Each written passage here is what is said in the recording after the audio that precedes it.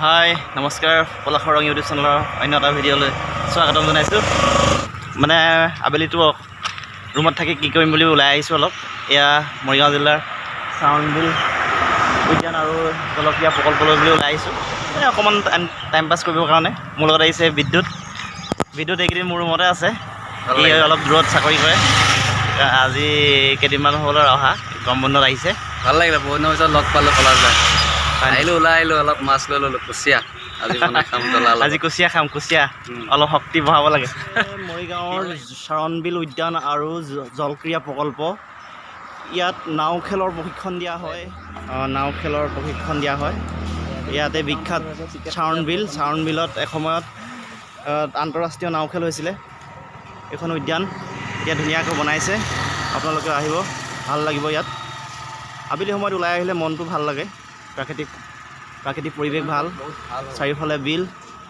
এতিয়া অৱশ্যে বানপানীৰ কাৰণে অকণমান পৰিৱেশটো অকণমান বিঘ্নিত হৈছে, কিন্তু অতি সোনকালে বানপানী শেষ হোৱাৰ লগে লগে ইয়াৰ অৱস্থা বহুত ভাল হৈ আহিব। উদ্যানখনৰ ভিতৰলৈ যাওঁ ব'লা। এইখন উদ্যানখন চাৰাণ বিল উদ্যানখন নতুনকৈ বনাই আছে, সুন্দৰকৈ বনাবলৈ লৈছে। এয়া চাওক, উদ্যানত গৰু মানে চাৰিওফালে যিহেতু বানপানী, মানুহ অকল এই উদ্যানতে আছেহি বৰ্তমান। এয়া লগতে গৰু ছাগলী সকলো লৈ আহিছে। তেওঁলোকে যিহেতু কৃষিজীৱী মানুহ, গৰু ছাগলীবিলাক ঘৰত থাকে, এতিয়া বানপানীৰ কাৰণে আশ্ৰয়হীন হৈছে। কৰি দিছে মানে অসমৰ চাৰিওফালে বানপানী মানুহৰ বিলাই নাইকিয়া হৈছে। চব মানুহ ওখ ঠাইত, নিৰাপদ ঠাইত আশ্ৰয় লৈছে। সেইফালে বানপানী, মানুহৰ কোনো অৱস্থা নাইকিয়া হৈছে। ঘৰ দুৱাৰ, জীৱ জন্তু সকলো পানীত ডুব গৈছে। ধুনীয়াকৈ নাও সাজি লৈছে। এইবিলাক চাওকচোন, ড্ৰামবিলাক তলত লগাই, ড্ৰামবিলাকৰ ওপৰত তক্তা লগাই কি ধৰণে নাও সাজিছে। এয়া চাওক, নাও চাওক। পৰি যাব নি? সাঁতুৰিব পৰা জানো, পৰি যাব পাৰে। এয়া চাওক, এই নাৱত উঠিছে। এই পৰি যাব নি? লৰিছে কিন্তু। তলত ড্ৰাম দি, পানীৰ ড্ৰাম তলত লগাই, ওপৰত কাঠৰ তক্তা দি নাও সাজিছে। এয়া চাওক, নাৱৰ প্ৰশিক্ষণ দিয়া হয়। এইখন হৈছে মৰিগাঁৱৰ বিখ্যাত চাৰাণ বিল, যিখন বিলত এটা সময়ত আন্তঃৰাষ্ট্ৰীয় নাও খেল হৈছিল। এতিয়া গোটেই চাৰিওফালে প্লাবিত হৈ আছে।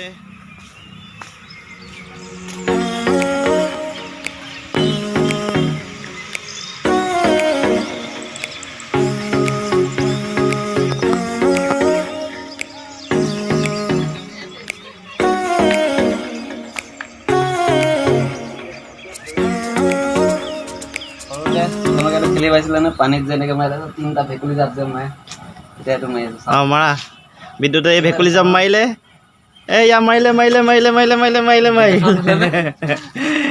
কেমেৰাত নাৱত উঠি আহিছে। মানে বানপানীৰ কাৰণে ঘৰৰ পৰা ছাগলীসমূহ নিৰাপদ ঠাইলৈ লৈ আনিব লগা হৈছে। এয়া চোৱা, এই ভাইটিটোৱে কেনেধৰণে ছাগলীবিলাক লৈ আনিছে। ভাইটি, ছাগলী ক'ৰ পৰা আনিছা? চৰাব নিছিলা ন? চৰাবলৈ আনিছা নে ঘৰৰ পৰা আনিছা? চৰাবলৈ আনিছা? তাততো পানী আছে, কেনেকৈ চৰে?